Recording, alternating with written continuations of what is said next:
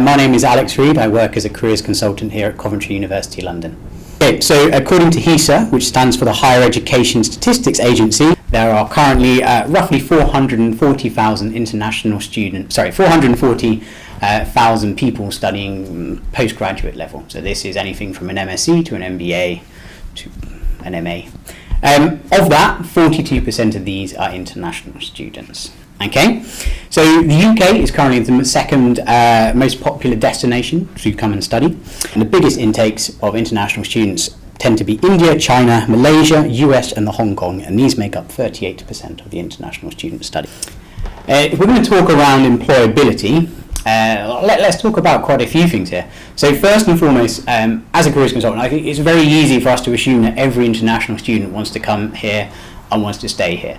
I don't think that's necessarily true. We see quite a big trend of international students coming over, gaining sort of the British qualifications with a plan to go home and sort of help grow or sort of take over the family business. Yeah. So the first thing we have to talk about is that actually not all of this percentage of students who are currently studying here are competing within that job market. You've then got to look at things like entrepreneurship.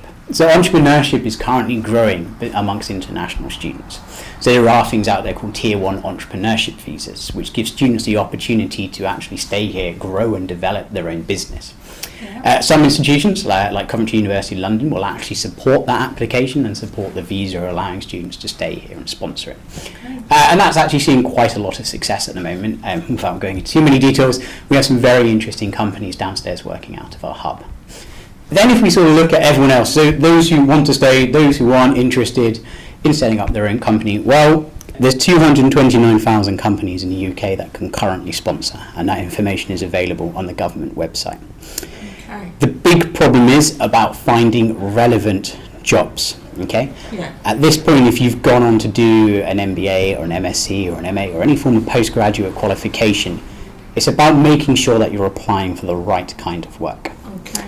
So some of the biggest challenges to international students is, first of all, the awareness of what's out there. Yeah. Okay, absolutely, you can go and start applying for graduate schemes, but then you are competing against a larger audience because you're also competing for undergraduates. It's about looking at things like MBA leadership development programs. Okay.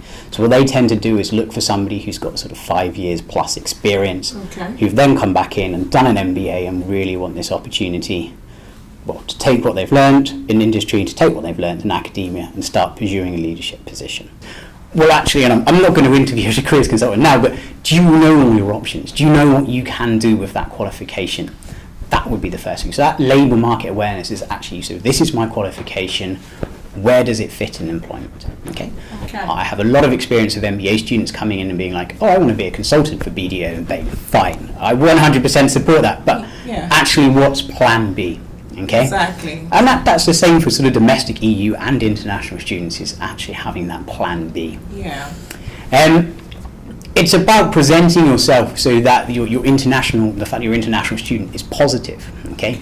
So it's actually talking and presenting the fact that you're from a different background. You have a different set of skills. You can culturally understand different markets, and then using that to your strength. Particularly within London, when we're living in such a diverse city, actually having international work experience can make you quite competitive. Okay. The fact that you've had the opportunity to work abroad, you understand that culture, well, that's actually going to be a huge asset to a company that has multiple sites. I mean, one of the big things that we tend to talk about here is, well, first we run an assumption that every international student who comes here wants to stay and work here. Yeah. And I don't think that's true. We see quite a lot of people coming over, do an undergrad, do a postgrad, because they've been groomed to take over a family business. So the first thing I want to sort of talk about is actually that of that sort of 440,000, international students. Well, I don't want to hypothesize as a guess, but you can automatically assume that a percentage or a reasonably large percentage of those people don't really wish to stay and work in the UK. I mean, the weather is enough to put anybody off. So, I would agree. Post-Brexit, well, if we're going to go historically, if we look at sort of 2012, so in 2012 they cancelled what was called a post-study visa, which gave international students the right to do 18 months after. Yeah. So in 2012, 45,000 of these were issued. I think we'll probably go down something along those lines. Now, as and when we know what's going on with Brexit, we'll probably see those numbers increase because obviously there will be restrictions around EU students as well. Hi, my name is James Terzian. I'm a senior lecturer here at Coventry University London and the Deputy Course Director of the Global Business Management MBA. Okay. I think with the MBA program, I mean, a lot of students will aspire to get great grades, which isn't going to be easy. But I think it's about more than getting great grades. So I think a few things that I would suggest would be to network as much as possible. Look at everything else you can do around the MBA. So whether that's networking and utilizing all of the opportunities that are given to you through the course, like going on trips, going on field trips, attending any networking events organized at the university. Take opportunities to travel, which we offer on the course if you can, and meet people so that you can develop your contacts. That's a really useful thing to do. The other thing I would suggest would be to involve yourself in as many societies, programs such as High Flyers, extracurricular things that the university enables you to do or that offers. With my experience, I was in the High Flyers, and I also was the president of the Human Resources Society, which was something that we set up when I was here.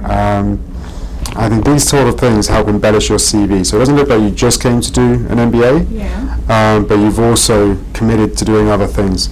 And of course, these days as well, you know, a strong theme is voluntary work. So if there's any way of volunteering, at least, you know, a small bit of time, you know, that you can give to do something that's going to do some good, then you know, these sort of things make you stand out. One of the advices I would give is that they need to be very clear the purpose of their education. Why are they here? What do they want their MBA to do for them? They need to have clear goals. They need to have clear objectives.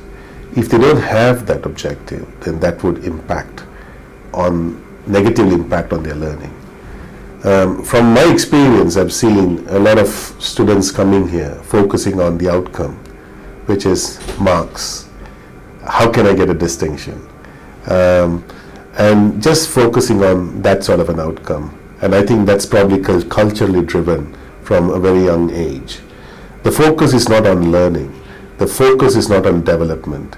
The focus has been on marks, which probably will not translate in the real world, whether that's going to, it's not going to guarantee or assure them whether that's going to help them get the skills or the knowledge to reach their ambitions in life.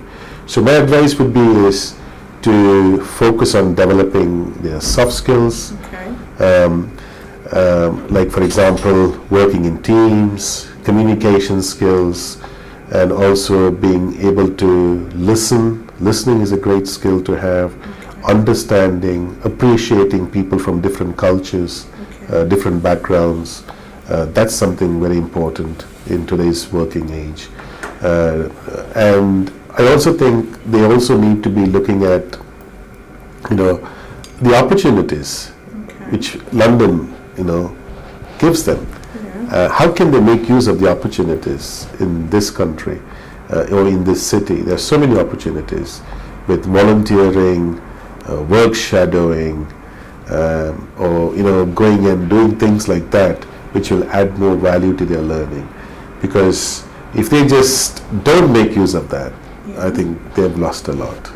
I wouldn't say there is one critical leadership skill. I think one of the most important skill as a leader you need to have is to listen, and also to be able to understand how different leadership styles work.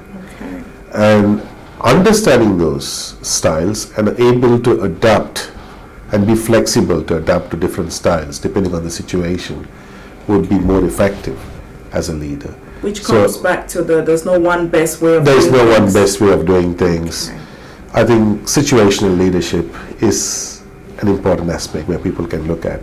So they're more comfortable, and when you are more comfortable, it doesn't take an effort from you to move from one end of the spectrum to the other end, because it will be very easy to make that transition, and employees can see that, your followers can see that.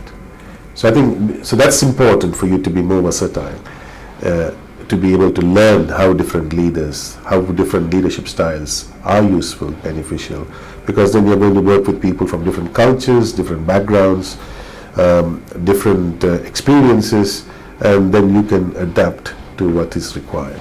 Well, thank you very much, Dr. Grecian. Pleasure. Thanks for having me.